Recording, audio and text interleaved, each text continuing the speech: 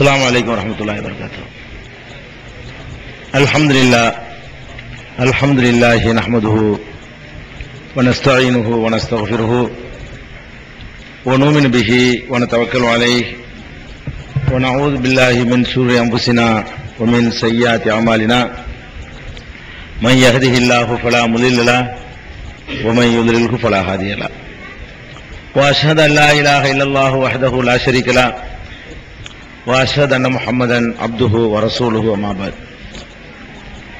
கண்ணியத்திற்குரிய எல்லாம் வல்ல அல்லாஹ் ஜல்ல ஷானஹு தஆலாவின் நல்லடியார்களே, அல்லாஹ்வுடைய பேரருளால் அவனுடைய மார்க்கத்தை அதன் தூய்மையான வடிவத்திலே அறிந்து கொள்ள வேண்டுமென்ற ஆர்வத்துடன் இந்த தொடர் நிகழ்ச்சியிலே நாம் எல்லாம் பங்கெடுத்து வருகிறோம். சென்ற வாரம் மனிதர்கள்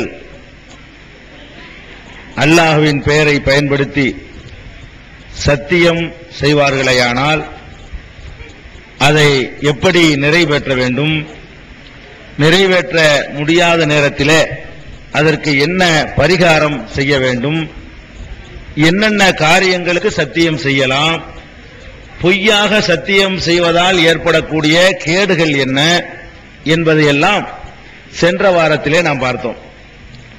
இந்த வாரம் அந்த சத்தியத்தோடு ஓரளவு தொடர்புடைய சத்தியத்தை போலவே அமைந்திருக்கிற நேர்ச்சையை பற்றி இந்த வாரத்திலே நாம் அறிந்து கொள்ளவிருக்கிறோம்.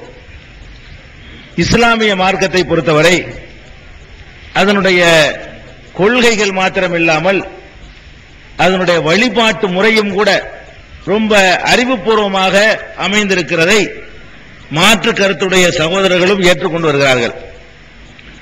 இஸ்லாத்தினுடைய தொழுகை, இஸ்லாம் சொல்லக்கூடிய நோன்பு, இஸ்லாம் சொல்லக்கூடிய இந்த ஜக்காத் என்ற கடமை, ஹஜ்ஜி, திக்ருகள், தஸ்பீகள், இதையெல்லாம் எடுத்து பார்த்தோம்னு சொன்னா ரொம்ப அறிவுபூர்வமாகவும் மனிதனுக்கு பயனுள்ளதாகவும் ஏமாத்தவோ மோசடிக்கோ இடம் தராததாகவும் அமைந்திருக்கிற காட்சியை நம்ம பார்க்கிறோம். ஆனால் இஸ்லாம் சொல்லக்கூடிய ஒரே ஒரு வணக்கத்தை பல பேரும் குறை சொல்லுவாங்க, விமர்சிக்குவாங்க. அதான் நேர்ச்சைங்கிற வணக்கம். அது மாத்திரம் கொஞ்சம் அறிவுக்கு பொருத்தம் இல்லாத மாதிரியும் அது ஒரு நல்ல ஒரு வணக்கமாக இல்லாத மாதிரியும் தோற்றமளிக்கும்.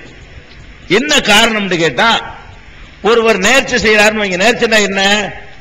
எனக்கு இந்த காரியத்தை அல்லாஹ் நீ நிறைவேற்றினு சொன்னா உனக்கு நான் இதை செய்வேன், இதான் நேர்ச்சை.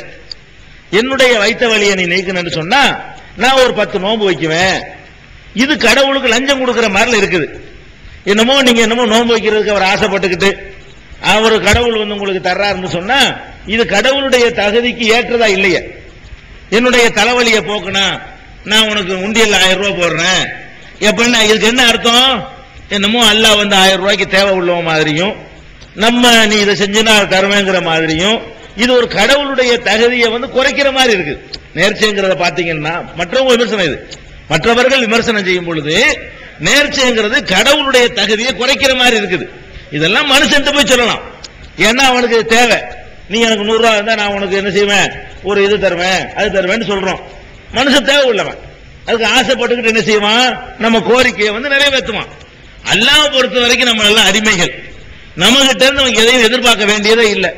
அவனுக்கு செய்யற வணக்கங்களை கடவுள் கட்டளை இட்டாங்கிறதுக்கு செய்யணுமே தவிர நீ எனக்கு இதை தந்தாதான் நான் உனக்கு அதை தருவேன் அப்படிங்கிற மாதிரி சொன்னோம்னு சொன்னா ஒண்ணு கடவுள்கிட்ட கண்டிஷன் போடுற மாதிரி வருது, ரெண்டாவது கடவுள் என்னமோ தேவை உள்ளவ மாதிரி தெரியுது, மூணாவது அதில் உள்ள இஹ்லாஸ் தூய்மையான அந்த பக்குவம் நம்மள்ட்ட இருந்து என்ன செய்யுது, அடிபட்டு போயிடுது.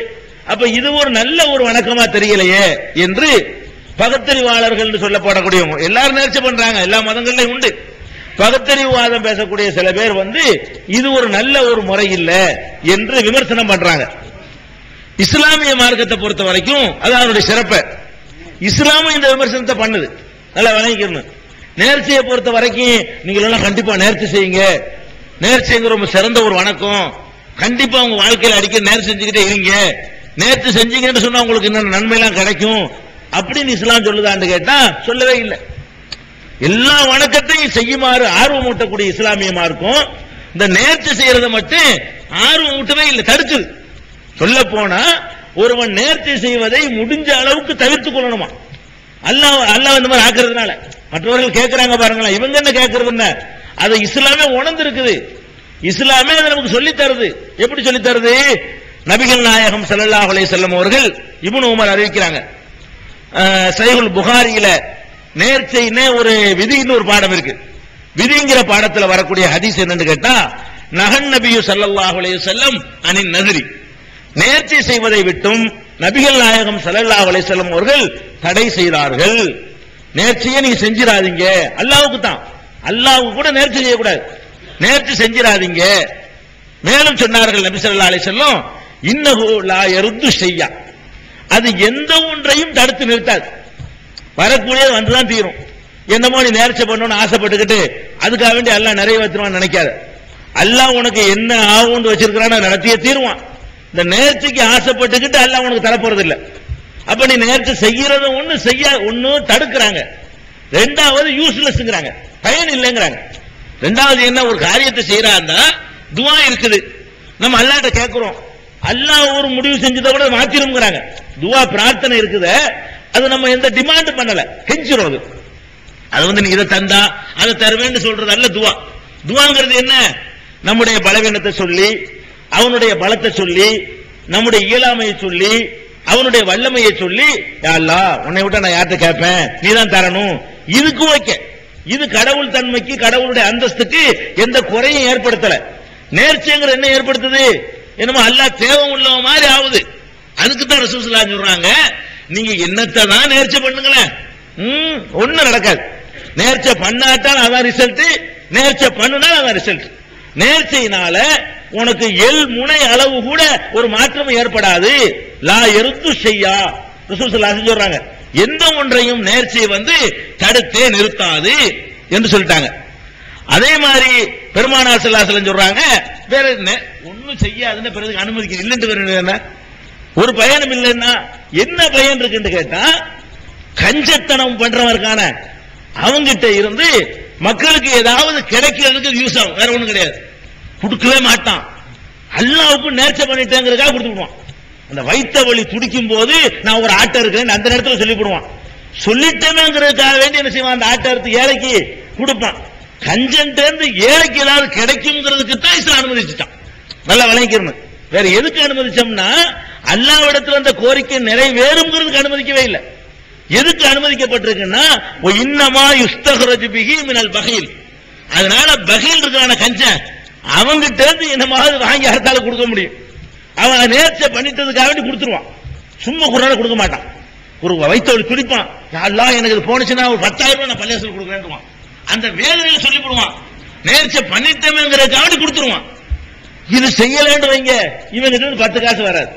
அப்ப இந்த ஒரு நன்மை ஏதோ சமுதாயத்துக்கு என்னமோ கிடைக்குது, ஒரு 10 பேர் சோறு திம்பான், ஒரு 4 பேருக்கு நல்லது கெட்டது உதவி கிடைக்கும், இந்த ஒரு நோக்கத்துக்கு தான் இஸ்லாம் அதை அனுமதிச்சே தவிர, அது பயங்கரமான ஒரு சிறந்த வணக்கம், அதுல அல்ல பயங்கரமா சந்தோஷம் ஆகுறான், அதுக்கு அனுமதிக்கல. அனுமதி இருக்கு நேர்ச்சை, தடையும் செய்யறாங்க, தடையும் செஞ்சுட்டு முடிஞ்ச அளவுக்கு செய்யாதீங்க, ஆனா செஞ்சுட்டு நிறைவேற்றணும். செஞ்சுட்டோம்னா என்ன இருக்குன்னு கண்டிப்பா நிறைவேற்றி தீரணும் அப்படின்னு ஒரு கண்டிஷன் போட்டது எதுக்குன்னு கேட்டா, அத ஒரு கஞ்சன் இருந்து பொருள்களை மக்களுக்கு கிடைக்கும், அதுக்கு தான் சொல்லி பெருமானார் ஸல்லல்லாஹு அலைஹி வஸல்லம் சொல்றாங்க. இன்னும் சொல்றாங்க பெருமானார் ஸல்லல்லாஹு அலைஹி வஸல்லம், முஸ்லிம்ல வரக்கூடியது, இன்னஹு லா யஅதி பி கைரின், இந்த நேர்ச்சை செய்யறதுங்கிறது கடுகளவு கூட நன்மையை கொண்டு சேர்க்காது. நேர்ச்சை செஞ்சதுனால கெட்டதையும் தடுக்காதுட்டாங்க, வரக்கூடிய எந்த ஒரு கெட்டதையும் உனக்கு தடுக்காது.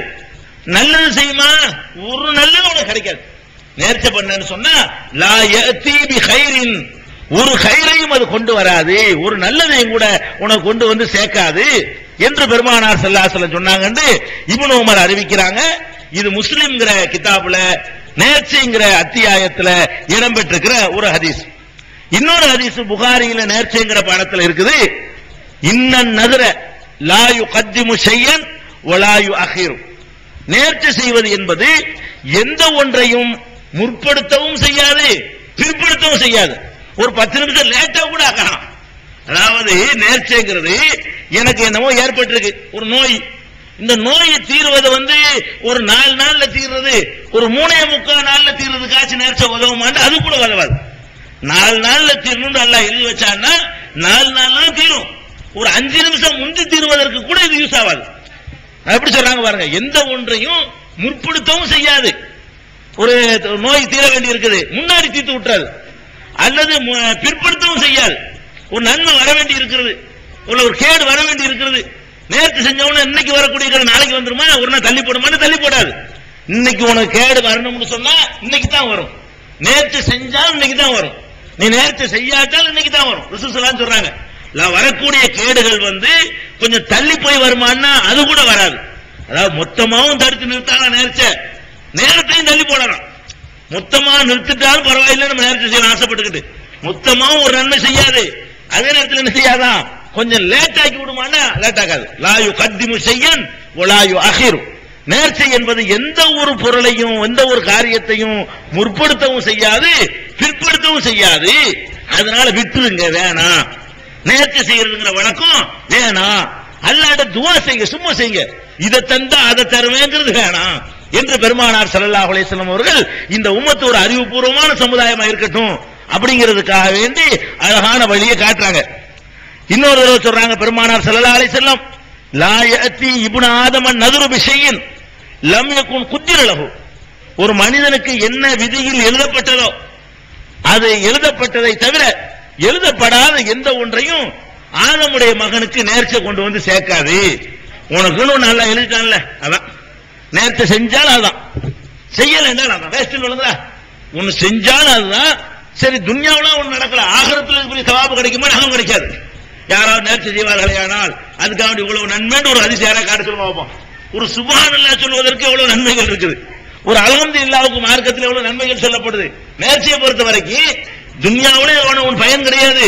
நேர்ச்சி செஞ்சீங்களே அதுக்காக உனக்கு தர்றேன், அல்ல தரப்போறான்னா தரமாட்டான். நேர்ச்சி செஞ்சதுக்காக வேண்டி ஆகிரத்திலையும் நன்மை கிடையாதான், துன்யாவுலையும் கிடையாது. ஆனா மனுஷன் ஒரு வீக்கானவனா இருக்கான், வேதனை வரும்போது என்னமா சொல்லணும்னு நினைக்கிறான். முதல் அல்லாஹ் பேர்ல சொல்லி தொலைஞ்சிட்டு போ, ஒரு 4 ஏழைக்கு சோத்தை கொடுத்துட்டு போ அப்படின்னு ஒரு வேண்டா வெறுப்ப அனுமதிக்குது இஸ்லாம். இஸ்லாம் அது பெரிய விருப்பத்தோட சந்தோஷத்தோட அனுமதிக்கல, வேண்டா வெறுப்பாக என்ன செய்யுது அனுமதிச்சு விட்டுருக்கு என்பதை இந்த ஹதீசுகள்ல இருந்து நம்ம என்ன செய்கிறோம் தெரிஞ்சுக்கிறோம். அப்ப முதல் விஷயத்தை விளங்கிக்கிறோன்னு, நேர்ச்சை என்பது ஒரு பெரிய சிறந்த வணக்கம் கிடையாது. அதை மார்க்க ஆர்வம் விட்டவே இல்லை, அதை செய்வதற்காக எந்த ஒரு நன்மையும் வாக்களிக்கப்படவே இல்லை, துன்யாவுலையும் இல்ல ஆகிரத்திலையும் இல்ல. அப்ப நம்ம எவ்வளவுதான் கஷ்டம் வந்தாலும் சரி அந்த கஷ்டத்தை நீக்குமாறு துஆ செய்யலாம், கஷ்டத்தை நீக்குமாறு அல்லாஹ்ட்ட கெஞ்சலாம். ஆனா நீ நீக்குனா உனக்கு அதை தருவேன். நேர்ச்சை 2 விதமா செய்யலாம். எப்படி 2 விதமா? ஒன்னும் பொருளாதாரத்தை சம்பந்தப்படுத்தி நேர்ச்சை செய்யறது, இன்னொன்னு இபாதத்துகளை சம்பந்தப்படுத்தி நேர்ச்சை செய்வது. எனக்கு தலைவலி போனுச்சுன்னு சொன்னா 2 ரக்காத் தொழுவேன், இது இபாதத்து சம்பந்தமான நேர்ச்சை. எனக்கு வயிற்று வலி போனுச்சுன்னா 3 நோன்பு வைக்குவேன், இது இபாதத்து சம்பந்தமான நேர்ச்சை. இந்த மாதிரி நேர்ச்சையும் சரிதான். அல்லது காசு பணம் என்ன, எனக்கு இந்த மாதிரி ஆயிடுச்சுன்னு சொன்னா அல்லாஹ்வுக்காக நான் 10 ரூபாய் தர்மம் செய்வேன், 100 ரூபாய் செய்வேன், ஒரு ஆட்டை எடுத்து கொடுப்பேன், ஒரு மாட்டை எடுத்து கொடுப்பேன், இப்படியாக செய்வது. பொருளாதார சம்பந்தப்படுத்தி நேர்ச்சை பண்ணோம்னு சொன்னா அதை என்ன செய்யணும், வணக்கத்தை நேர்ச்சை பண்ண ரெண்டாவது வருவோம். இந்த 2 நேர்ச்சையுமே மார்க்கத்தில் என்ன இல்ல, நீனா விரும்பி 2 ரக்காத் சும்மா தொழுவுறிய அதுக்கு சவாபு இருக்குது, நீ கண்டிஷன் போட்டு தொழுவுறிய அப்ப நீ என்ன அர்த்தம், அல்லாஹ் உனக்கு இந்த வயிற்று வலியை போக்கலன்னா தொழுவ மாட்டேன்னு அர்த்தம். இந்த 2 ரக்காத் நீ தொழுவுறிய உனக்கு இவ்வளவு அல்லாஹ் தந்திருக்கிறான் அதை நினைக்க மாட்டேங்கிற. எனக்கு வயிற்று வலி போனா நான் 2 ரக்காத் தொழ வேண்டிய ஒரு நேர்ச்சை பண்ணுவாரா, வயிற்று வலி போயிருமா அதுக்காக 2 ரக்காத் தொழுகிறான். இவன் தொழுகிறதுல ஒரு இஹ்லாஸ் ஒண்ணுமே கிடையாது, ஒரு சுயநலம், ஒரு கடவுளுக்கு செய்யணுங்கிற ஒரு பயமே அவனுக்கு கிடையாது. அப்படிங்கிற அடிப்படையில அது எடுத்துக்கொள்ளப்படுது. சும்மா தொழுகிற 2 ரக்காத்துக்குள்ள தரஜா நேர்ச்சி செஞ்சுட்டு செய்யற அந்த 2 ரக்காத்து கிடையாது. கடமையை நிறைவேற்றினா குற்றவாளி இல்லாம ஆகிக்கலாம், நிறைவேற்றணும்னா அவ்வளவுதான். இதை நம்ம கவனத்தில் வச்சுக்கணும். அதுக்காக எதுக்கெடுத்தாலும் என்ன செய்யக்கூடாது, எது வந்தாலும் சரி அல்லாஹ்க்கு லஞ்சம் கொடுக்கிற மாதிரி டைப்ல உள்ள இந்த நேர்ச்சை பக்கம் போகக்கூடாது. துஆ தான் செய்யணும், அழுது பிரார்த்தனை தான் செய்யணும், இதை விளங்கிக்கிறணும். அது போக அந்த நேர்ச்சையிலையும் கூட சில கண்டிஷன்கள் இருக்கு. என்ன கண்டிஷன்? பாவமான விஷயங்களுக்கு நேர்ச்சை கண்டிப்பா கூடாது. செய்யறதா இருந்தா கூட எதுதான் செய்யணும், நல்ல காரியங்களுக்கு தான் நேர்ச்சை செய்யணுமே தவிர பாவமான ஒரு காரியத்துக்கு என்ன செய்ய, சத்தியத்துக்கு சொன்னோம் இல்லையா போன வாரம், அல்லாஹ் மேல ஆணையா நான் அன்னைக்கு சுபு தொழ மாட்டேன், இது நேர்ச்சை கிடையாது. எனக்கு இந்த மாதிரி போனுச்சுன்னு சொன்னா நான் அவனை போட்டு உதைக்குவேன், இப்படி நேர்ச்சை பண்ணலாமா? இப்படி செய்யக்கூடாது. பாவமான கெட்ட காரியங்களை நேர்ச்சையில யூஸ் பண்ணோம்னு சொன்னா 2 தப்பா போயிடும். நேர்ச்சை செய்யறதுல ஒரு தப்பு வருது, இரண்டாவது ஒரு பாவத்துக்கு போய் அல்லாஹ்க்கு நேர்ச்சி செய்யறாங்க போது அல்லாஹ் கிண்டல் பண்றான். அவ மார்க்கத்தில் எது தடுக்கப்பட்டிருக்கிறதோ அந்த மாதிரியான காரியங்களுக்காக நேர்ச்சி செய்யக்கூடாது. ரசூல் ஸல்லல்லாஹு அலைஹி சொல்றாங்க, மன் நதர அன் யுத்தி அல்லாஹ், யார் ஒருத்தன் அல்லாஹ்வுக்கு கட்டுப்பட்டு நடக்கிற விதத்தில் நேர்ச்சி செய்வானேயானால் ஃபல் யுத்திஹு, அல்லாஹ் கட்டுப்படட்டும். செஞ்சுட்டு நிறைவேற்றணுங்கிறாங்க. செய்யக்கூடாதுதான். செஞ்சுட்டா என்ன? செய்யக்கூடாதுங்கிற பெரிய ஹராம்ங்கிற அடிப்படையில் உள்ளதல்ல, தவிர்ப்பது நல்லது. அப்படி நேர்ச்சி செய்து விட்டால் நிறைவேற்றி ஆகும். 2 ரகாத் தொழுது சொல்லிட்டீல, சொன்னதுக்காக வேண்டி அல்லாஹ்ட்ட முன்னிலைப்படுத்தி ஒரு அக்ரிமெண்ட் போட்டதுக்காக வேண்டி நீ தொழுதான் தீரணும். அப்ப யார் ஒருத்தன் அல்லாஹ்வுக்காக வெளிப்பட்டு நடப்பதாக கட்டுப்படுவதாக நேர்ச்சி செய்கிறானோ அவன் கட்டுப்பட்டு விடட்டும். ஒமன் நகர யோசியகு, யார் ஒருத்தன் அல்லாஹ்வுக்கு பாவமான காரியத்தை செய்வதாக நேர்ச்சி செய்கிறானோ ஃபலா யுஸிஹி, அவனுக்கு மாறு செய்து விட வேண்டாம். அப்ப அல்லாஹ்வுக்கு மாறு செய்யற விஷயத்தில் நேர்ச்சி பண்ணால் நிறைவேற்றாத, அல்லாஹ்வுக்கு நன்மையாக இருக்கிற காரியத்தில் நீ செய்வதாக இருந்தால் அதை நிறைவேற்று என்று பெருமானார் ஸல்லல்லாஹு அலைஹி வஸல்லம் சொல்றாங்க. இதுவும் புகாரியில நேர்ச்சைங்கிற பாடத்துல இருக்குது. ஆயிஷா ரலியல்லாஹு அன்ஹா அவர்கள் அறிவிக்கிறாங்க. அது போக இன்னொன்னு கவனிக்கணும், இந்த கடவுளுக்காக வேண்டி அல்லாஹ்வுடைய வணக்கத்தை எடுத்துக்கிட்டீங்கன்னா எதுவுமே நமக்கு கஷ்டம் தர்ற வணக்கத்தை தரவே இல்லை. கிறுக்குத்தனமான வணக்க இபாதத்து நமக்கு என்ன செய்யல, இஸ்லாம் நம்ம மேல சுமத்தவே இல்லை. ரொம்ப அற்புதமான வணக்கங்களா சுமத்தி இருக்குது. இந்த நேர்ச்சியின் மூலமா என்ன பண்ணிடுறான் மனுஷன், அவனாத்தானே செய்யறான். இது மார்க்கத்தில் இல்லாத ஒண்ணு தானே செய்யறான். இதுல என்ன பண்றான், அல்லாஹ்வுக்கு விருப்பம் நினைச்சுக்கிட்டு தன்னைத்தானே வருத்தி கொள்ளக்கூடிய விதமாகவெல்லாம் நேர்ச்சி செய்ய ஆரம்பிச்சிடறான். தன்னைத்தானே கஷ்டப்படுத்திக்கிறது எந்த குர்ஆன்ல இப்படி சொல்லப்பட்டிருக்காது, எந்த ஒரு ஹதீஸிலும் சொல்லப்பட்டிருக்காது. தன்னைத்தானே வருத்தி கொள்ளும் விதமாகவெல்லாம் நான் எனக்கு அல்லாஹ் என் தலைவலியை போயிட்டான்னு சொன்னா ஒரு நாள் பூரா ஒத்த கால நிற்பேன் அப்படிங்கிறான். ஒத்த கால நின்றாங்க, 2 கால நின்றாங்க, என்ன அல்லாஹ்வுக்கு என்ன இருக்குது, இப்படிலாம் ஒருத்தர் செஞ்சிடறான். நேற்று செஞ்சிடுறது. அல்ல நல்ல காரியத்தை என்ன செய்வான், எனக்கு அல்லாஹ் குணமாக்கிட்டான்னு சொன்னா இங்க மெட்ராஸ்ல இருந்து நான் மக்கா வரைக்கும் நடந்தே போவேன், இது உனக்கு தேவையா, நடக்குமா இது, இப்படி உனக்கு கஷ்டப்படுத்த சொல்லுதா மார்க்கம். வசதி இல்லாட்டி அந்த காலத்துல நடந்து போனாங்க. சரி, உனக்கு என்னென்ன வாய்ப்புகள் எல்லாம் தந்திருக்கான அதை யூஸ் பண்ணிக்கிறணும். அப்ப மனிதன் நேர்ச்சைங்கிற பெயர்ல தனக்குத்தானே சிரமங்களை தூக்கி கொடுறான் பாருங்க, தனக்குத்தானே கிறுக்குத்தனமான நடவடிக்கைகளை செய்யறான் பாருங்க. இதுகளை எல்லாம் இஸ்லாம் எப்படி பார்க்குது அதை நம்ம கவனிக்கணும். ரசூல் ஸல்லல்லாஹு அலைஹி வஸல்லம் சொல்றாங்க, அதாவது மிம்பர்ல குத்பா ஓதிக்கிட்டு இருக்காங்க. பெருமானார் ஸல்லல்லாஹு அலைஹி வஸல்லம் அவர்கள் மேடையில் நின்று சொற்பொழிவு நிகழ்த்தி கொண்டிருக்கிறார்கள். இது புகாரியில நேர்ச்சைங்கிற பாடத்தில் நீங்க பாத்துக்கலாம். அப்ப சொற்பொழிவு நிகழ்த்தி கொண்டிருக்கும்போது வெளியே ஒரு ஆள் நிக்கிறார். ரசூல் ஸல்லல்லாஹு அலைஹி வஸல்லம் உரை நிகழ்த்துறாங்க, மக்கள் எல்லாம் உள்ள உட்கார்ந்து இருக்கிறாங்க. ஒரு ஆள் வெளியே ஒரு ஆள் நிக்கிறார், உட்காராம வெயில்ல நிக்கிறார். இங்க இருந்து பார்த்தா தெரியுது. உடனே ரசூல் ஸல்லல்லாஹு அலைஹி வஸல்லம் கேக்குறாங்க, ஏன் அந்த ஆள் யார், அவர் ஏன் நிக்கிறாரு? கொஞ்ச நேரம் நின்றா தற்செயலா நின்ற மாதிரி தெரியல, பர்பஸா நிக்கிற மாதிரி தெரியுது. ரொம்ப நேரம் பார்த்துட்டு இவனு நின்றுகிட்டே இருக்க பார்த்தா நிக்கணும்னு நிக்கிற மாதிரி தெரியுது. என்னப்பா அந்த ஆள் ஏன் நிக்கிறாருன்னு கேக்குறாங்க. உரையை நிப்பாட்டிட்டு, ஜும்மா உரைய பயான நிப்பாட்டிவிட்டு என்னத்துக்கு அந்த ஆள் நிக்கிறாரு கேக்குறாங்க. அப்ப மக்கள் எல்லாம் சொல்றாங்க, அவருக்கு பேர் அபு இஸ்ராயில், அவர் பேர் வரைக்கும் சொல்றாங்க. அவர் எப்பவும் நின்றுகிட்டே இருக்கிறன்னு நேர்ச்சை பண்ணிட்டாரு, உட்காரவே மாட்டேன்னு நேர்ச்சை பண்ணிட்டாராம். நான் உட்கார்வதே கிடைக்கும், எத்தனை நாள் போட்டாரு தெரியல, நான் இத்தனை நாளைக்கு என்ன செய்ய மாட்டேன், உட்கார மாட்டேன், நின்றுகிட்டு தான் இருப்பேன் அப்படின்னு நேர்ச்சை பண்ணிட்டாரு. மேலும் நிழல் இருக்குல்ல, நிழல் நிழல் என் மேல படுற மாதிரி இருக்க மாட்டேன், வெயில் தான் காயுவேன். அவர் என்ன நேர்ச்சி பண்ணிட்டாராம், உட்காரவும் மாட்டேன், நிக்கத்தான் செய்வேன், ஆனா உழுவுற வெயில் என் மேலதான் உழுவணும், நிழலை அனுபவிக்க மாட்டேன். ராத்திரி ஆனா வேண்டாம், நிழல் வெயில் இல்லாதனால நிழல் இருப்பேனே தவிர வெயில் வந்துருச்சுன்னா வெயிலாம் நிற்பேன், வெயில் இருக்கும்போது நிழலுக்கு போக மாட்டேன், வெயில்ல தான் காயுவேன் அப்படின்னு சொல்லி அல்லாஹ்வுக்கு விருப்பம் நினைச்சிட்டாரு. இவர் என்ன நினைச்சிட்டாரு, முஸ்லிம் தான், இவரும் இஸ்லாத்துக்கு வந்தவர் தான், அவருக்கு வேணுங்கிற அந்த காலத்துல கடவுளுக்கு அப்படிலாம் பண்ணாங்கல்ல, நீங்க இன்னைக்கு பாக்குறீங்கல்ல, கடவுளுங்கிற பேர்ல என்னெல்லாம் பண்றாங்க, நாக்க குத்திக்கிறாங்க, மூக்கு குத்திக்கிறாங்க, அழகுன்னு சொல்லி தொங்குறாங்க, அப்படியே பாக்குறீங்களா, இந்த பக்கம் ஈட்டியை குத்தி இந்த பக்கம் கொண்டு வர்றாங்க, அதெல்லாம் பாக்குறீங்கல்ல. கடவுளுக்குன்னு சொல்லி நிர்வாணமா அது பாருங்க, லட்சக்கணக்கான மக்கள் கூடுற இடத்துல நிர்வாணமா ஆணும் பண்ணு குளிக்குது கடவுளுக்காக வேண்டி. கடவுளின் பேரால என்னென்ன செய்யறாங்க உலகத்துல பாக்குறோம். கடவுள்னு சொல்லிட்டு என்ன செய்யறது, தாங்க முடியாத குளிர்ல கூட போய் குளிச்சுட்டு சாவுறது, கடவுள்னு சொல்லிட்டு வந்துகிட்டு வெயில்ல உருண்டுகிட்டு போறது, தரையிலே உருண்டு கல்லு முள்ளாம் குத்து, அது ஒரு வேணும்னு செருப்பு இருக்கும்போது போடாம என்ன செய்யறது, செருப்பு இருக்கும் அணிஞ்சுக்கிட்டு போகலாம், நான் கல்லு முள்ளு தான் எனக்கு காலுக்கு மெத்தன்னு சொல்லிட்டு என்ன செய்யறது, செருப்பை கழட்டிட்டு வெறுங்காலோட ஓடுறது. இதெல்லாம் கடவுளுக்கு விருப்பமான இவங்க நினைச்சிட்டு இருக்கிறாங்க. இஸ்லாம் என்ன சொல்லுது, இப்படியான கிறுக்குத்தனம் பண்றீங்கன்னு இஸ்லாம் கேக்குது. என்ன நீங்க இப்படி கஷ்டப்பட எனக்கு என்ன கிடைக்கும்? நீங்க நான் ஒரு கடவுள், நீ செருப்பு போடாம நடந்து உனக்கு ஒரு முள்ளு குத்திட்டா எனக்கு என்ன சந்தோஷம் இல்லை? என்ன நீ உன் உடம்புல இப்படி குத்தி இப்படி ஈட்டி எடுத்துட்டீங்கன்னா எனக்கு என்ன மகிழ்ச்சி இல்லை? எனக்கு என்ன என்னால கிடைச்சிருது இல்ல, என்ன எனக்கு சந்தோஷம் வரப்போகுது, ஏன்டா இப்படி செய்யறீங்கன்னு கேட்கக்கூடிய மார்க்கம் இஸ்லாம்.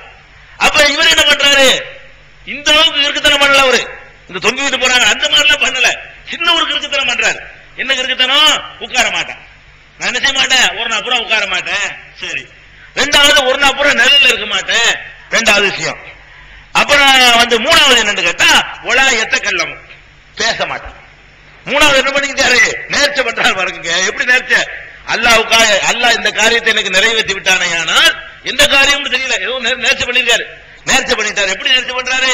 அல்லாஹ் எனக்கு நிறைவேற்றிட்டான்னு சொன்னா நான் உட்கார மாட்டேன், ரெண்டாவது நிழல் அனுபவிக்க மாட்டேன், மூணாவது பேச மாட்டேன், நாலாவது நோம்பு வச்சுக்கிட்டு இருப்பேன். அப்ப நோம்பு வச்சுக்கிட்டு வாயை மூடிக்கிட்டு நின்றுகிட்டு வெயில கடந்து காயுவேன். இவ்வளவு சேர்த்து ஒரு நேர்ச்சை பண்ணிட்டாரு. உடனே ரசூல் ஸல்லல்லாஹு அலைஹி சொல்றாங்க, முருகு கூப்பிடுங்க, முதல்ல ஒரு உத்தரவு போடு, கொள்ளியத்த கல்லம் பேச பேசியா அப்படிங்கிறாங்க. இன்னும் பேச மாட்டேன், பேச மாட்டேங்கிற பெரிய நேர்ச்சை இது. பேசுறதுங்கிற உனக்கு இயற்கையாக அமைச்சு வச்சிருக்கான். பேசாம இருக்கிறது பெரிய இபாதத்தா? நீங்க சொல்றாங்க மௌன விரதம் இருக்கிறாங்க இஸ்லாத்துக்குள்ளே, தங்கல்மார்கள் பெரியார்கள் சொல்லி மௌன விரதம் இருக்கிறாங்க. அப்படிப்பட்டதை கண்டிக்கிறாங்க. மௌன விரதம் இஸ்லாத்துல கிடையாது. பேசாம இருப்பது ஒரு இபாதத்து கிடையாது. விளங்கிக்கிறேன், விளங்குதா? நல்லது பேச வேண்டாம், பேச கெட்டது பேச மாட்டேன்னு இருக்கலாம். என்ன பேசாம இருக்கலாம்? நான் இனிமேல் கெட்டது பேச மாட்டேன், அதான் மார்க்கத்தில் உள்ள. நல்லது பேச மாட்டேன், கெட்டது பேச மாட்டேங்கிறது கிறுக்குத்தனம். ரசூல் ஸல்லல்லாஹு கண்டிக்கிறாங்க. அவர் என்ன பண்றாங்க, சொல்லியத்த கல்லம், முதல்ல அவர் பேச சொல்லு, பேச மாட்டேன் என்றெல்லாம் நேர்ச்சி செய்யக்கூடாது. ரெண்டாவது வல் எஸ்தல் இல்ல, நிழல உட்கார சொல்லு.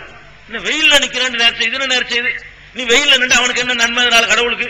இல்ல கடவுள் என்ன ஒரு அந்த வக்கிர புத்தி உள்ளவனா, நம்மளை கஷ்டப்படுத்தி சந்தோஷப்படக்கூடியவனா? அவன் என்னத்துக்கு நீ நிழல்ல நிக்க மாட்டேங்கிற? நிழல்ல உட்காருல, முதல்ல பேசு. ரெண்டாவது வல் எஸ்தல் இல்ல, நிழல்ல உட்காரு, நிழல்ல அனுபவிச்சுக்க. மூணாவது வல் யகூத், உட்கார சொல்லு. நின்றுகிட்டே இருப்ப, நின்றுகிட்டே இருக்கிற ஒரு அணக்கமா அதெல்லாம் கிடையாது. உட்கார் ஒன்னு ஒல் யுத்திமோ சௌமஹு, நோம்ப மட்டும் முழுமைப்படுத்து. 4 நேர்ச்சை பண்றாரு, 3 கேன்சல் பண்ணிடுறாங்க, ஒன்னதை நிறைவேற்ற சொல்றாங்க. அவர் நேர்ச்சை எத்தனை செய்வாங்கிறாரு? நான் நோம்பு வைக்குவேன், நின்றுகிட்டே இருப்பேன், வெயில்ல கிடப்பேன், பேச மாட்டேன். ரசூல் ஸல்லல்லாஹு சொல்றாங்க, பேசு, உட்காரு, நிழல அனுபவிச்சுக்க.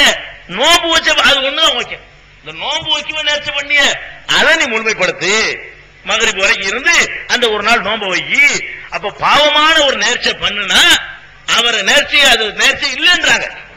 இதற்கு பரிகாரமும் கிடையாது. அவர் பரிகாரம் செய்யவும் சொல்லல, நோம்பு மட்டும் வச்சுட்டு மற்றதை விட்டு தொலைச்சிட்டு போ, இல்ல அது செய்ய தேவையில்லை. அப்ப இஸ்லாத்திலே என்ன விளங்கிக்கணும்னு கேட்டா, இந்த மாதிரி நான் கஷ்டப்படுறது, நம்ம வேதனைப்படுத்திக்கிறது, நம்மளை நாமளே துன்புறுத்திக்கிறது, இது தலைகளை நிக்குவேங்கிறது, உருண்டுகிட்டு வருவேங்கிறது, ருக்குவிலே 10 நாளைக்கு நிப்பேங்கிறது, இதெல்லாம் இஸ்லாத்துல இபாதத் இல்ல.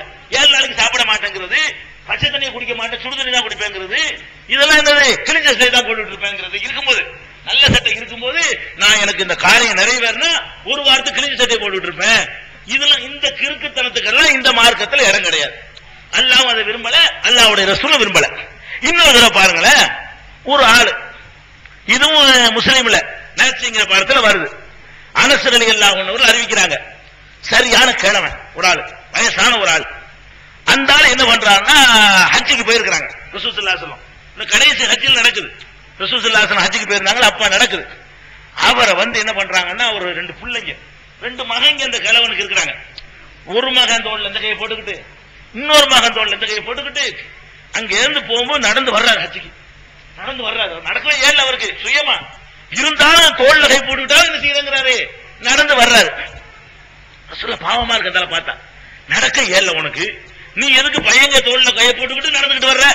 தூக்கிட்டு வர வேண்டியானப்பா, நீங்க ஒரு ஒட்டகத்தை வச்சு ஏற்றிட்டு போக வேண்டியானப்பா, ஒரு குதிரையை வச்சு கொண்டு போக வேண்டியதானே, ஒரு பல்லக்களை வச்சு ஏதாவது கொண்டு போக வேண்டியதானே, என்னத்துக்கு இப்படி தரந்து இழுத்துக்கிட்டு நடக்க முடியாத கலவனை போட்டு இழுத்துட்டு போறீங்க என்று ரசூல் ஸல்லல்லாஹு அலைஹி வஸல்லம் கேட்கிறாங்க. மா பால் ஹாலா, இந்த ஆளுக்கு என்ன ஆச்சுங்க இப்படி போறா இருந்தாரு அப்படின்ன உடனே அவங்க பிள்ளைங்க 2 பேரும் சொல்றாங்க, நதர் ஐ எம்சிய, நடந்த போற நேர்ச்சி பண்ணிட்டார் அவரு. என்ன பண்ணிட்டாலாம், உங்களுக்கு ஏறல, நடந்து போறதுக்கு நேர்ச்சி பண்ணிருக்கிறார். எவ்வளவு தூரத்துக்கு ஹஜ்ஜிக்கு நடந்து போறதாக நேர்ச்சி பண்ணிட்டாங்க. ரசூல் ஸல்லல்லாஹு அலைஹி சொல்றாங்க, அழகா சொல்றாங்க பாருங்க, இன்னல்லாஹ அன் தஅலீபி ஹாதா நஃப்ஸஹு லகனியுன். இந்த கிழமை தன்னைத்தானே வேதனைப்படுத்திக்கிறாரே, இதை விட்டு அல்லாஹ் தேவையில்லாதவன். நீ வேதனைப்படுத்துறவனுக்கு தேவையில்லைப்பா. நீ உன்னை வேதனைப்படுத்திக்கிட்டா அவனுக்கு சந்தோஷமா, நீ உன்னை கஷ்டப்படுத்திக்கிற அவனுக்கு மகிழ்ச்சியா, இது அவனுக்கு தேவையில்லையே என்று சொல்லிவிட்டு அமரஹு ஏற்கம, மரியாதை வாகனத்தில் ஏறிப்போம். நடந்துதான் இதை செய்வேன் ஒருத்தர் நேர்ச்சி பண்ணான்னு சொன்னா அதை செய்வேங்கிறது மட்டும்தான் நேர்ச்சி. நடந்துதான் என்பது நேர்ச்சியில வராது, கண்டிஷன் இல்ல. நீங்க ஒரு சொல்லி இருந்தாலும் சரி, நீங்களே ஒரு நேர்ச்சி பண்றீங்க, எப்படி நேர்ச்சி பண்றீங்க, அல்லாஹ் எனக்கு இந்த காரியத்தை நிறைவேற்றிட்டேன்னு சொன்னா நான் நடந்து என்ன செய்வேன், ஹஜ்ஜிக்கு வருவேன் நேர்ச்சி பண்ணிட்டீங்க. ஹஜ்ஜிக்கு வருவேங்கிற மட்டும்தான் நேர்ச்சியில சேரும். நடந்துங்கிறது அழிச்சிட வேண்டியதான். நீ ஹஜ்ஜிக்கு போகணும் அவ்வளவுதான் உண்மையான கடமையை தவிர நடந்தேன்னு சொன்னதுனால இங்க நடந்தே போகணுமா கிடையாது. நான் செய்யலாம், அல்லாஹ் எனக்கு இந்த காரியம் ஆயிருச்சுன்னு சொன்னா எங்க தெருவுல இருந்து பள்ளிவாசல் வரைக்கும் தலைகீழே நடந்து வருவேன், வந்து 2 ரக்காத் தொழுவேங்கிறான். இந்த 2 ரக்காத் தொழுவேன்னு சொல்லி அது மட்டும்தான் நினைச்சேன். இந்த தலைகீழே உலர்னா விட்டு வேண்டியதான், செய்யக்கூடாது.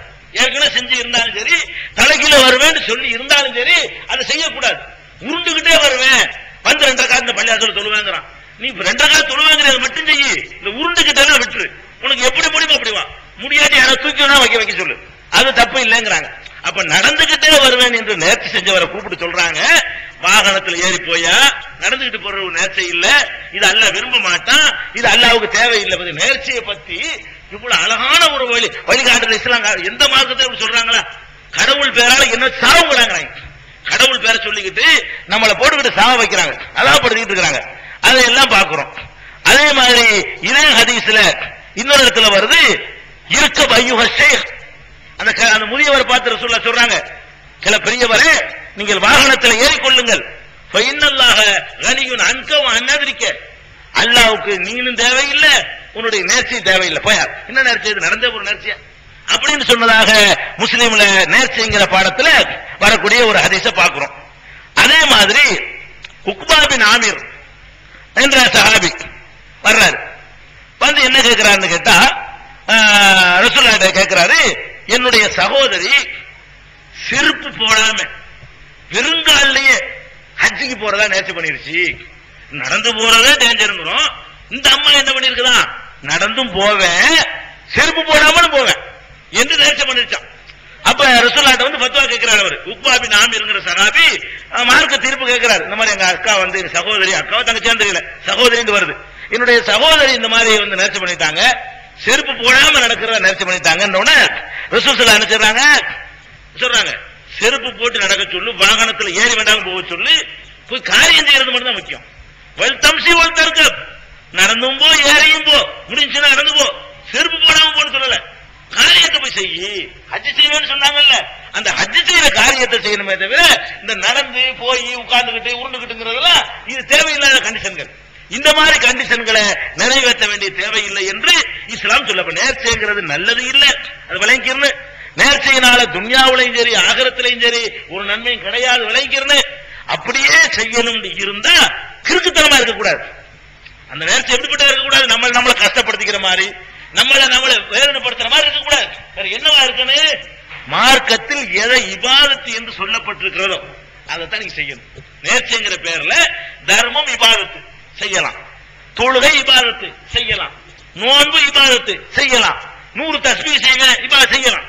அப்ப எது இஸ்லாத்தில் உனக்கு வணக்கம் சொல்லி இருக்குதோ அதை செய்வதாகத்தான் நேர்ச்சி செய்யணுமே தவிர இஸ்லாத்தில் வணக்கம் சொல்லாத காரியங்களை எல்லாம் நான் கடவுளுக்கு செய்வேன் சொல்லக்கூடாது. சொன்னால் அதுக்கு பேர் நேர்ச்சை இல்லை, அது நிறைவேற்ற தேவையும் இல்லை, அதுக்கு பரிகாரம் இல்லை, அது லூஸ் தானே விட்டுருவாங்க உலகம். அப்படி செஞ்சு இருந்தாலும் அவற்றெல்லாம் என்ன செய்யக்கூடாது, நிறைவேற்றக்கூடாது. ஒரு வாரத்துக்கு நான் செருப்பு படாம நடப்பேன்னு ஒருத்தர் நேர்ச்சி பண்ணான், ஒரு இபாதத்துல சேர்க்கல. உன்ன மாதிரி எனக்கு ஒரு காரியம் ஆயிடுச்சுன்னு சொன்னா ஒரு வாரத்துக்கு செருப்பு இல்லாம வெயில்ல நடக்குவேங்கிறான். அல்லாஹ் இழுத்துட்ட மாதிரிலாம் பார்க்க வேண்டியதில்லை, செய்யக்கூடாது, அவ்வளவுதான். இதுக்கு பரிகாரம் இல்லை, விட்டுற வேண்டியதான். இப்படி இந்த மாதிரி செஞ்சா செய்யக்கூடாது, நிறைவேற்ற தேவையில்லை, அதை விளங்கிக்கணும். அப்ப 2 விஷயங்கள் தான் நேர்ச்சி செய்யணும்.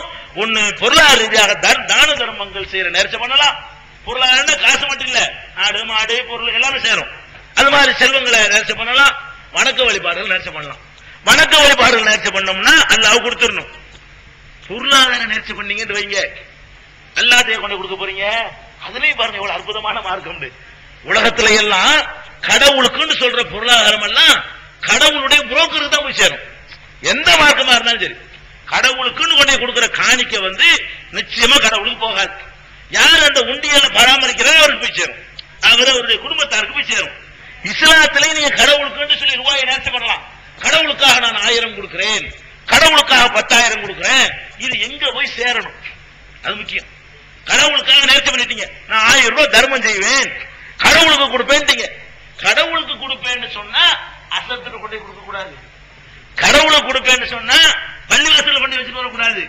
கடவுளுக்கு என்று சொன்னது பூரா ஏழைக்குன்னு சொல்ற மாதிரி பேசலாம். நீ கடவுளுக்கு நேர்ச்சி பண்ணிட்டியா, ஏழைக்கு தர்மம் செஞ்சா கடவுள் கொடுத்துட்டு அர்த்தம். அல்லாஹ்வுக்காக வேண்டி காசு பணத்து சம்பந்தமாக, சொத்து சம்பந்தமாக, ஆடு மாடு சம்பந்தமாக, குர்பானி சம்பந்தமாக, உடை சம்பந்தமாக, புஸ்தகம் எதை நேர்ச்சி பண்ணோம்னு சொன்னா அதுக்கு என்ன அர்த்தம்? அல்லாஹ்வுக்கு கொடுக்கிறேங்கிறதுக்கு அர்த்தம் ஏழைக்கு கொடுக்கிறது. இஸ்லாத்துல எந்த மார்க்கமும் கிடையாது. கடவுளுக்குன்னு சொன்னா போய் உண்டி எல்லாம் போடணும். கடவுளுக்குன்னு வச்சுக்கிற உண்டி எல்லாம் என்ன செய்யணும்? போடணும். இஸ்லாமிய மார்க்கத்துல மாத்திரம் தான் கடவுளுக்கு என்ற காசு பணத்தை ஒருத்தர் நேர்ச்சி பண்ணான்னு சொன்னா அது யாரு கொடுக்கணும்? ஏழைக்கு கொடுக்கணும். யாரெல்லாம் எனக்கு இந்த மாதிரி ஒரு நோயை தீர்த்துட்டேன்னு சொன்னா உனக்காக நான் 10,000 தர்றேன் தான். அல்லாஹ்க்கு மணியாளர் பண்ண முடியும்? உனக்காக தர்றேன் எங்க கொண்டு கொடுக்கறது? எங்கேயும் கொடுக்க வேணாம். நீ பாட்டுக்கு ஏழை மக்களுக்கு கொடுத்துரு, தர்மம் செஞ்சிரு. எத்தனை சாப்பாட்டுக்கு வழி இல்லாத இருப்பான், அவனுக்கு சட்டை வாங்கி கொடு, வேட்டி வாங்கி கொடு, ஒரு இடத்த வாங்கி கொடு, சோத்தை வாங்கி கொடு, புத்தகத்தை வாங்கி கொடு, பேனா வாங்கி கொடு. இல்லாதவனுக்கு கொடுக்கறது அவ்வளவுதான். இல்லாதவனுக்கு கொடுக்கறத வந்து தனக்கு கொடுப்பது அவர் சொல்லக்கூடிய அந்த நேர்ச்சியும் பாருங்க, அறிவுபூர்வமா இருக்கு பாருங்க. இது வந்து காணிக்க செலுத்து நிச்சயம் சொல்ற நேர்ச்சிங்கிற பேர்ல உண்டியல்ல கொண்டாந்து போட்டுன்னு சொல்லல. பள்ளிவாசல் கட்டுவதற்கு கூட நேர்ச்சி நீங்க கொடுக்க கூடாது. அதை விளைவிக்கணும். நேர்ச்சி அல்லாஹ்வுக்கும் நேர்ச்சி பண்ணிட்டீங்கன்னு சொன்னா அது ஏழை மக்களுக்கு மட்டும்தான் சேரணும். பள்ளிவாசல்ல ஏழை வருவான், பணக்காரன் வருவான். ஏழைக்கு மட்டும் உள்ளது இல்ல பள்ளிவாசல். அது பள்ளிவாசல் கட்டுறதுக்கெல்லாம் கூட நேர்ச்சியை அல்லாஹ்வுக்கும் நேர்ச்சி பண்ணிட்டான்னு சொன்னா அதை கொண்டு பள்ளிவாசல் கட்டுறது கொடுக்க கூடாது. அதுக்குன்னு விரும்பி ஒருத்தர் கொடுக்குற பள்ளிவாசலுக்கு நேர்ச்சி செஞ்சுட்டீங்கன்னு சொன்னா அது யாருக்கு சேரும்? ஏழை மக்களுக்கு தான் சேரும். உலகத்துல எந்த மார்க்கத்துல இப்படி ஒரு அற்புதமான சட்டம் கிடையாது.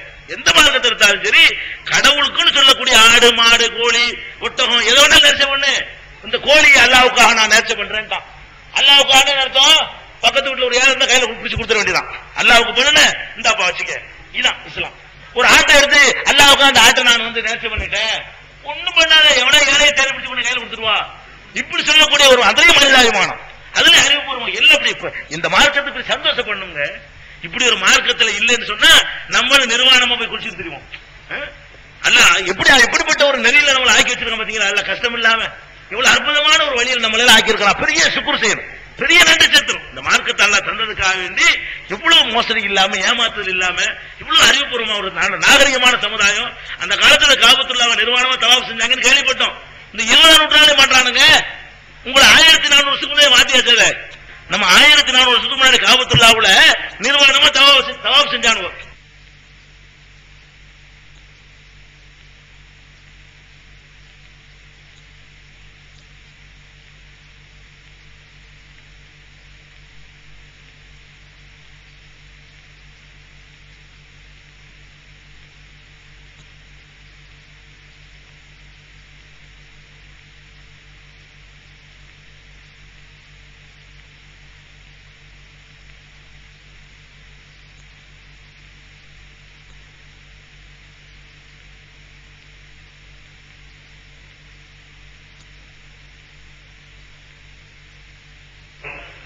அதுபோக இந்த நேர்ச்சியை பொறுத்த வரைக்கும் செஞ்சுட்டீங்கன்னு வைங்க, அது நிறைவேற்றாம இருக்கக்கூடாது.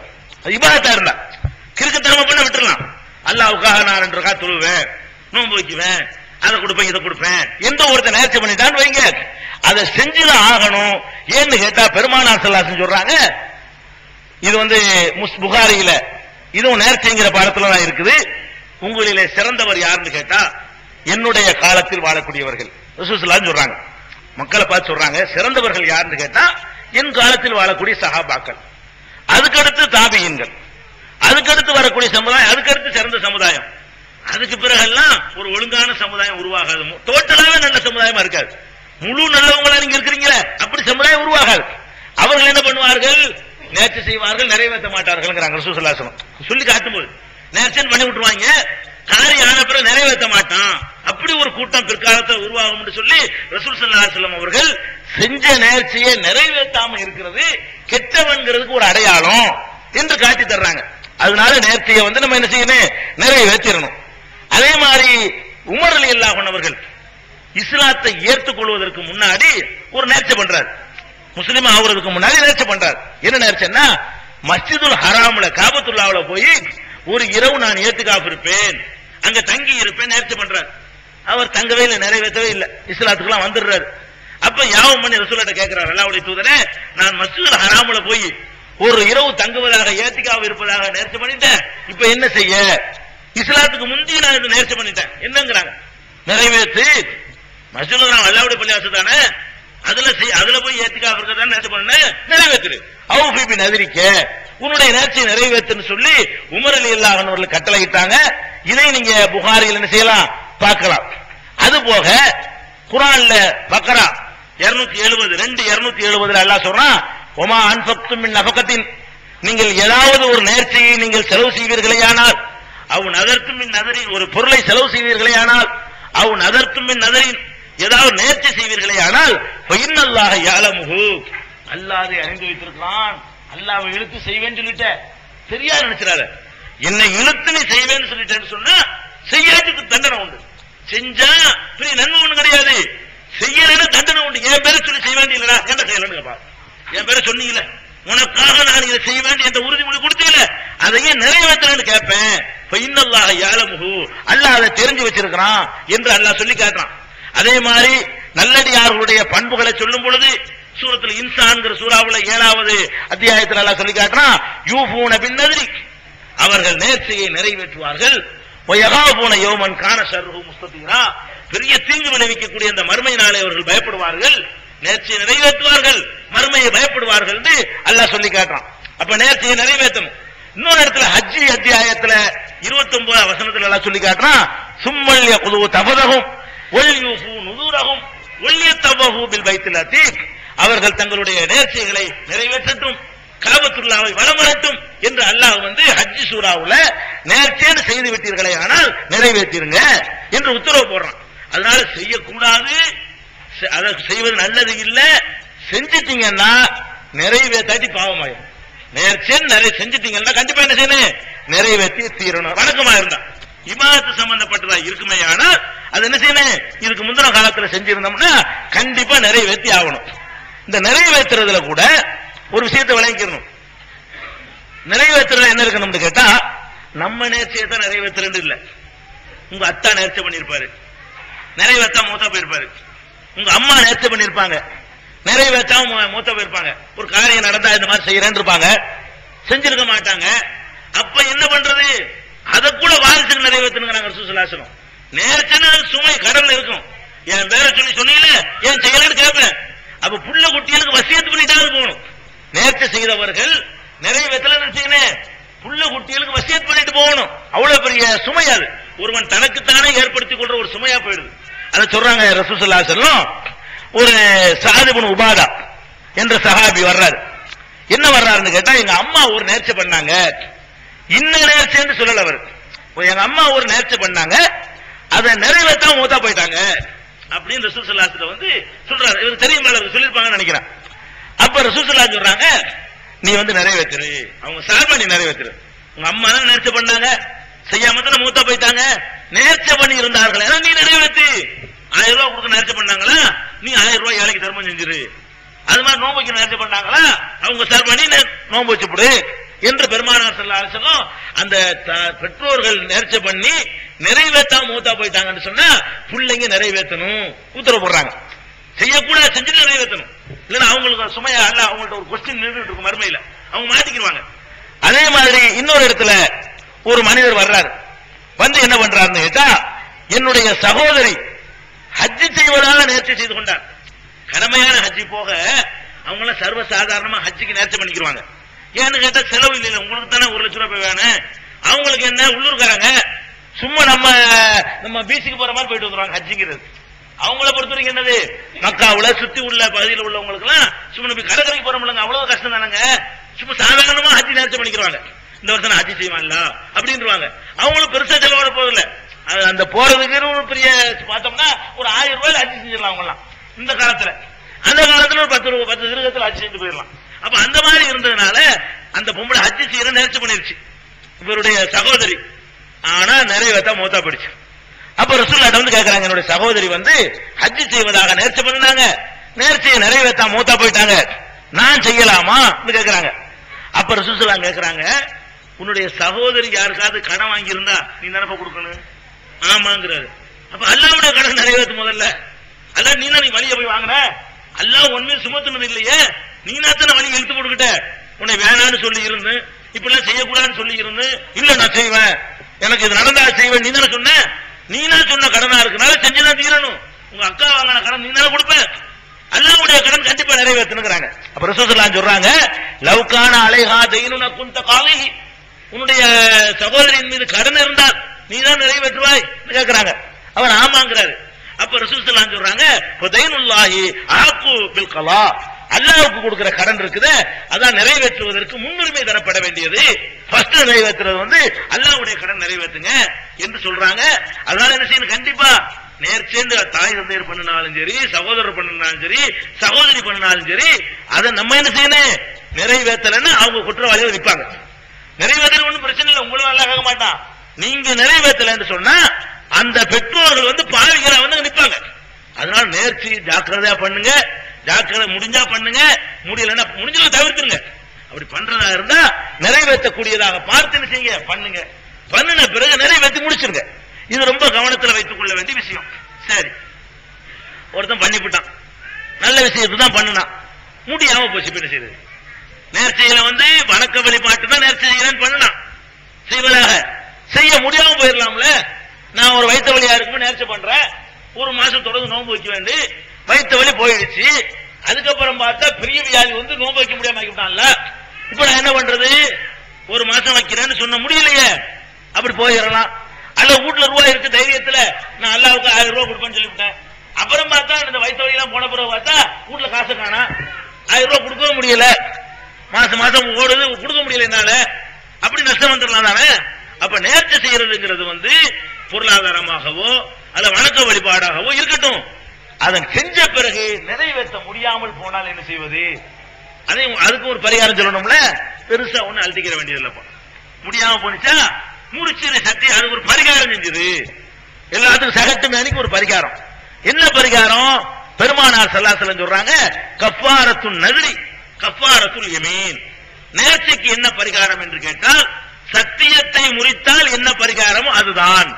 ரசூல் ஸல்லல்லாஹு அலைஹி வஸல்லம் சொல்றாங்க, சத்தியம் செய்துவிட்டு அல்லாஹ் மேல ஆணையாக இதை செய்வேன் என்று ஒருத்தர் சத்தியம் பண்றான், சத்தியம் செய்துட்டு முறிச்சுட்டான், இப்ப அதுக்கு என்ன ஒரு பரிகாரம் கொடுக்கணுமோ அதுதான் நேர்ச்சிக்கும் கொடுக்கணும் என்று பெருமானார் ஸல்லல்லாஹு அலைஹி வஸல்லம் சொன்னதாக உக்பா பின் ஆமிர் அறிவிக்கக்கூடிய ஹதீஸ் சஹீஹ் முஸ்லிம்ல நேர்ச்சிங்கிற பாடத்துல இடம்பெற்றிருக்கிறது.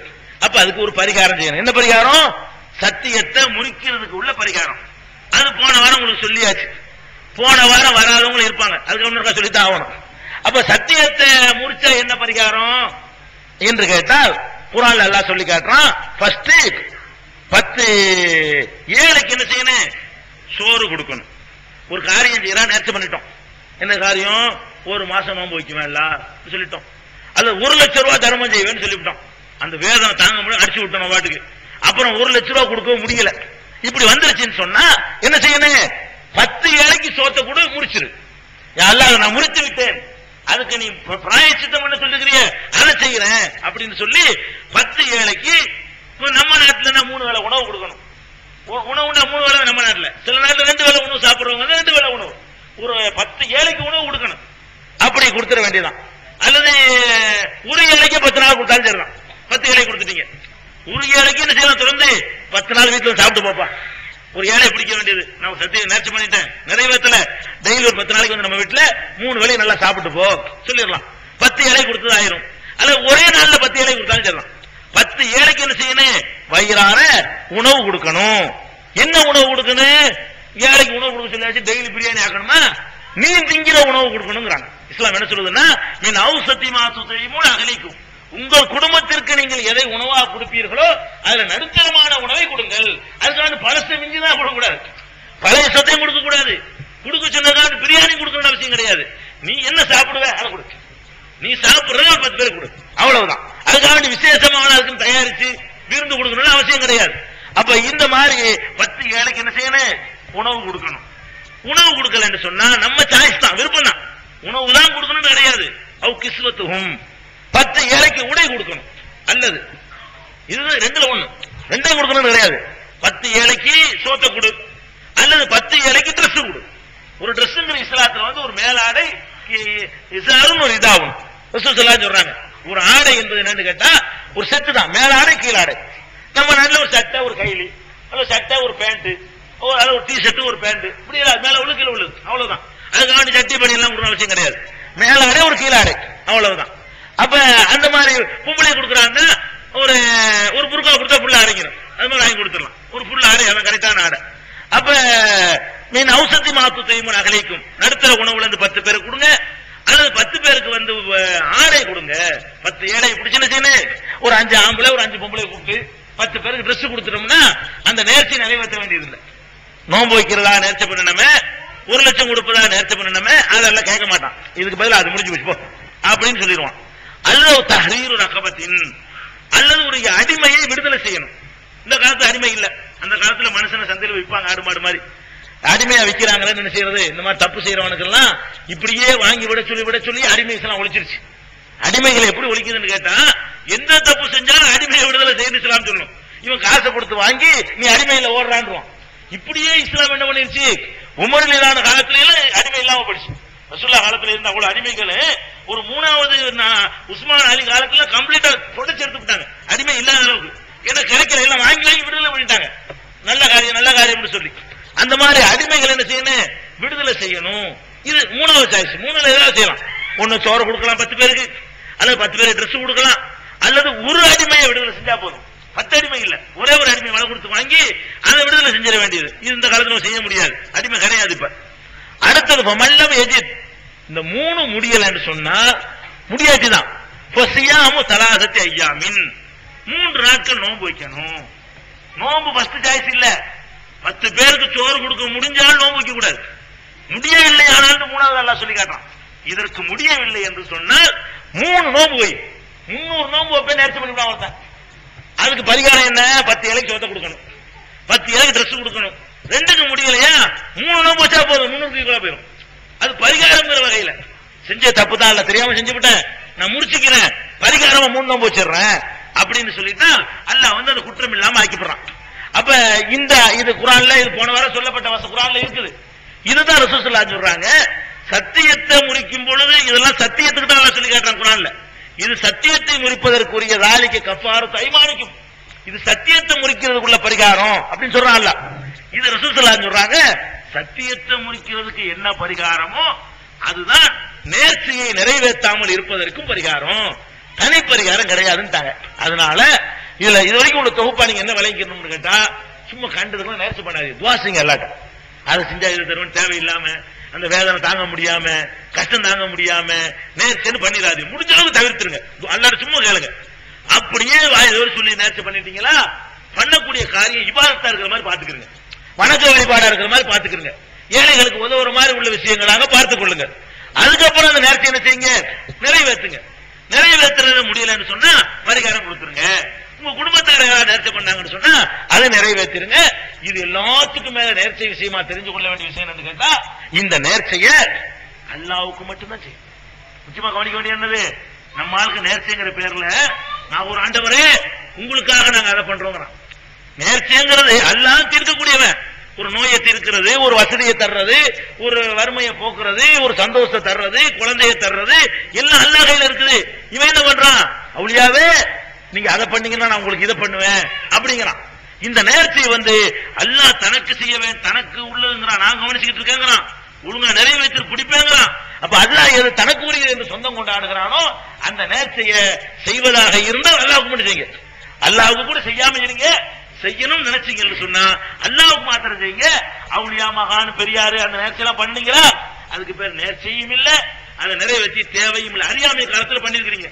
என்ன பண்ணிருக்கீங்க, இந்த தேதிக்கு முன்னாடி வரைக்கும் நீங்க பண்ணிருப்பீங்க. என்ன பண்ணிருப்பீங்க, அவுலியாவே எங்களுக்கு இந்த மாதிரி பண்ணீங்கன்னா நாங்க நேரம் அங்க வந்து பொட்டை போடுறேன், நேர்ச்சி பண்ணிருக்கான். அம்மாளுக்கு முட்டை போடுறேங்கிறான். அந்த கோயில்ல போது காப்பி எல்லாமே முட்டை போடுறேன், அது அங்க வந்து 3 நாளைக்கு தங்குறேன், அங்க நாகூர்ல வந்து ஒரு ஆட்டு அறுத்து அங்க உள்ள ஏழைகளை கொடுக்குறேன், இப்படிலாம் செஞ்சிருக்கான்.